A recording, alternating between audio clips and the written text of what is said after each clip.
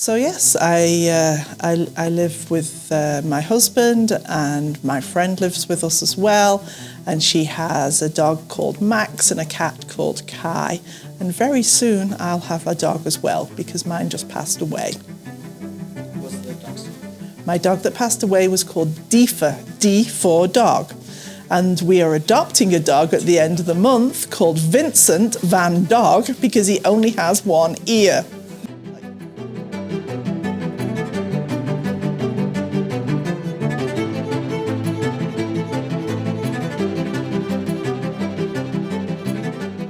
So sometime after the throne speech in 2020, I was in touch with Alec Mansky and Rebecca Pauls as I was talking about my research, because I'm also a PhD candidate and I'm very concerned about young disabled adults who live in long-term care. Sometime after that, I got a phone call from Rebecca saying, I have something that you may be interested in joining.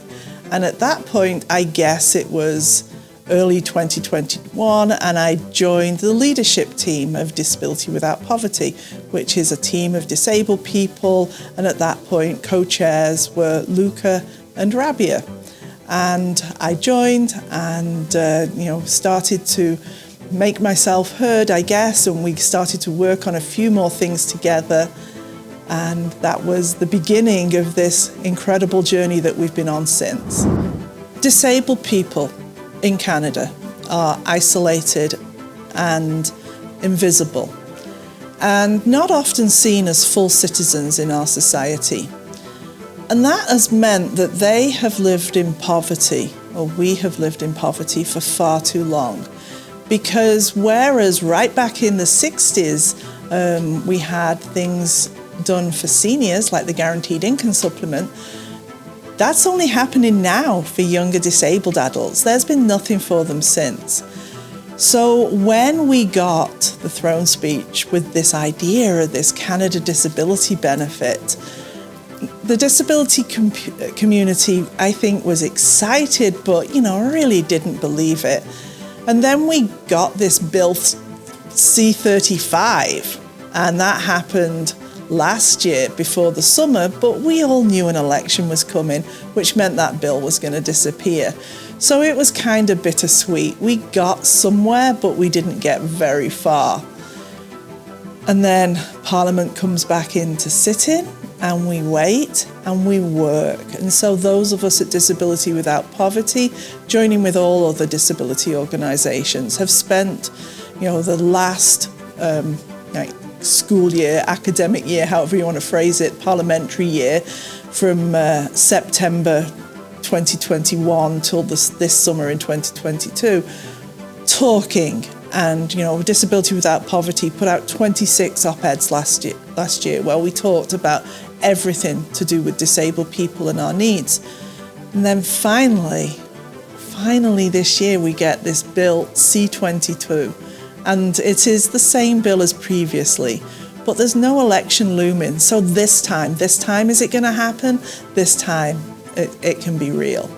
So the excitement is tinged with, years of suffering and sadness, and to think that we are excited, but to think that we're getting excited over something that is the right of every person that lives in this country is kind of sad as well, right? It's a bittersweet moment. But to think that, when we work with Minister Qualtrough and what she brings to this as a disabled woman, as the minister, and how she has worked with the disability community and the parliamentary community to bring all of this together, just puts us in a place now that it's like serendipity. Somehow the stars have come together, that this finally is the time that Canadians and parliamentarians will recognise that disabled people deserve to be lifted out of poverty. Bill C-22 is a framework bill. It doesn't have all of the nuts and bolts in it. It doesn't have who gets it, how much, when, how often, all of those questions that are really important. But what it does do, though, is it sets out some really important things. It sets out like where this is going to be funded from. So it's not coming out of some special budget, as it's been explained to me. It's coming out of the general government budget, which is like the, the big guns and that sort of thing. It sets out in the preamble that, nothing about us without us, and that we're going to do this under the Accessible Canada Act, which is our new bright shiny act from 2019 that's meant to make Canada this accessible place for all disabled Canadians.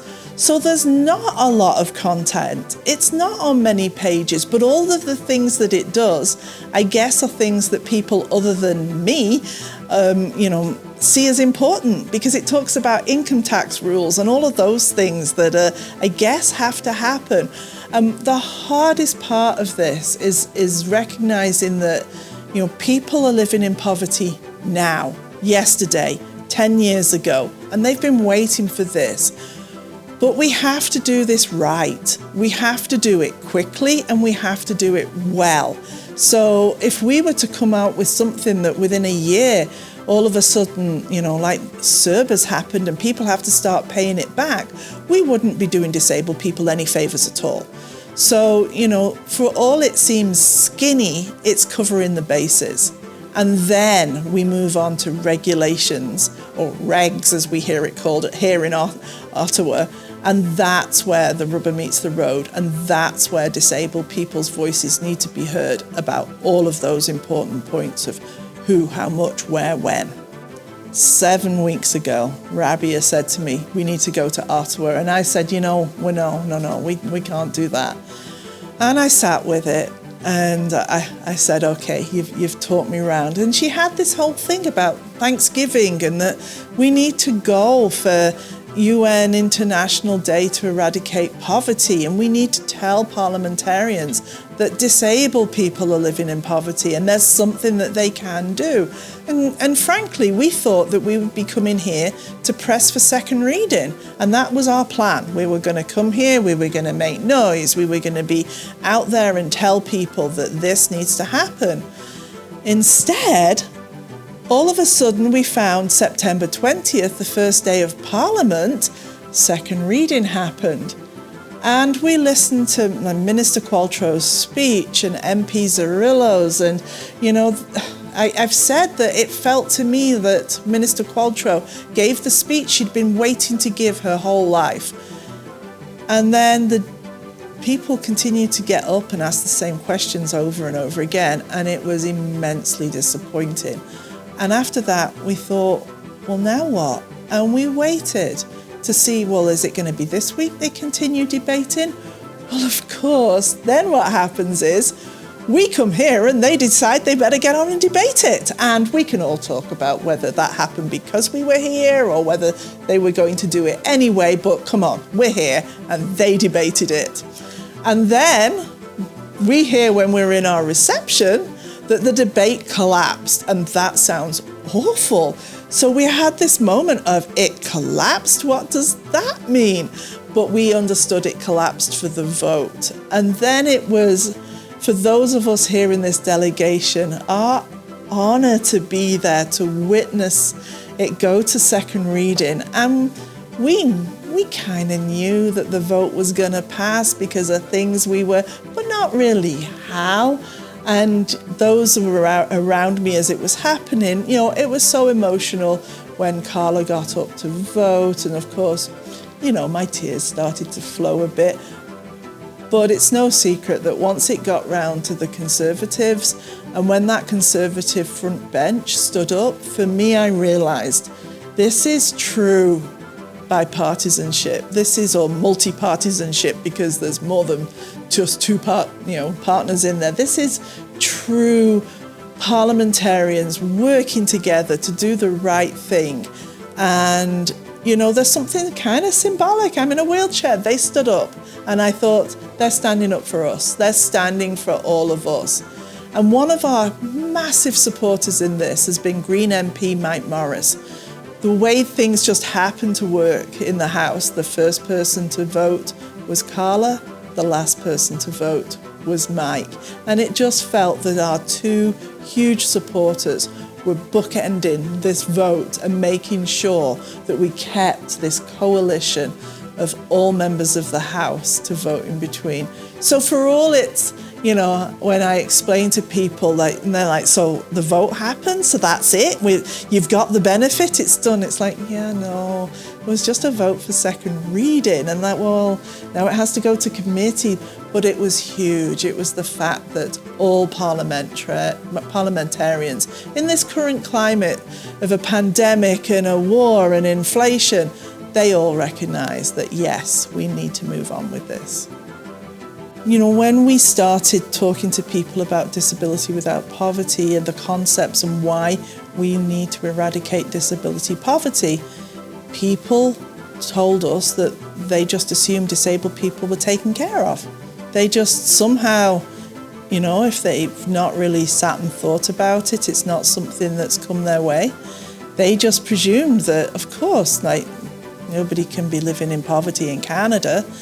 And so one of the things that Disability Without Poverty did last year was an Angus Reid poll that with Plan, and it showed 88% of Canadians believe that disabled people should not live in poverty.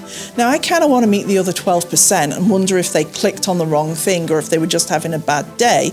But, you know, 88% of Canadians believe that disabled Canadians should not live in poverty. And I just think that, you know, if that's what everybody thinks and it's not happening, well, who are we voting for?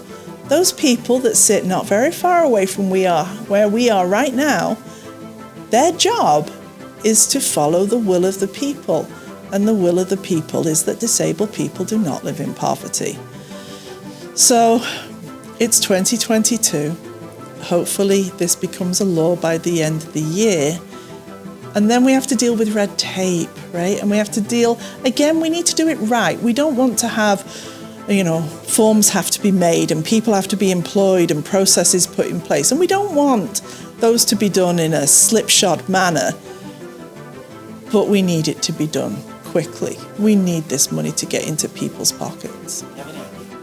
First thing I would make sure is that everybody who is already qualified for a provincial or federal or territorial disability benefit, that they are automatically qualified. Right, that they are automatically eligible. No need to jump through any more hoops. No need for us to make sure that, make people fill in forms that are unnecessary and go to their doctor and have to pay money. So that would be my first thing. And, you know, I'm not a bureaucrat, but for me that's quite simple. The second thing I would do is make sure that the amount of money actually lifts people out of poverty. Right? There's no point in talking about poverty eradication if we don't eradicate the poverty. The benefit has to benefit. And I've said many times, the poverty line is no lollipops and rainbows. It's the poverty line. And that's where we're asking people to be raised to. Like, you know, come on. As you said, this is Canada. We're better than that. We're affluent. No matter what's happening right now, we can afford to do this, and we have to do it. Inflation, right, is now this year's massive numbers that are going up. I saw today that while inflation overall has gone down, food inflation is at 11.6%. So people who live on provincial disability payments, those payments are not indexed to inflation. So they don't go up unless we feel we've gone cap in hand to a provincial government and felt grateful that they've put $50 on it, or not, as most years happens to be, because this inflation is roaring past us and disabled people are falling behind. So, you know, I really feel that we have to act quickly in a sensible way, where the red tape is kept to a minimum and where we really lift people out of poverty.